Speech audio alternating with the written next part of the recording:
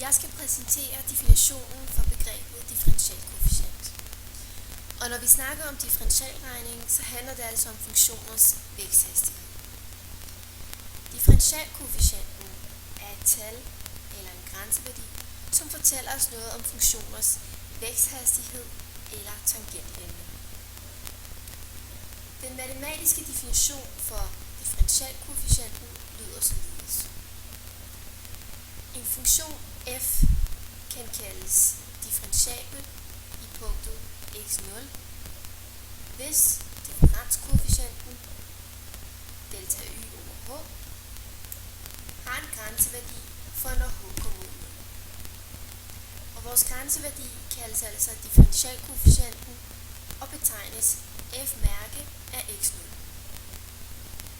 F-mærke af x0, altså differentialkoefficienten, den angiver altså tangentens hældningskoefficient i punktet x0 f af x0, eller væksthastigheden i punktet. En funktion f kan kaldes differentiabel, hvis den er differentiabel i hvert punkt af sin definitionsmængde.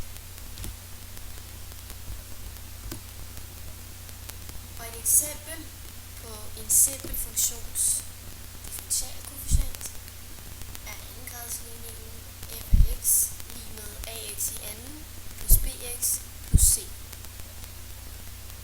lig med f-mærke af x lig med 2ax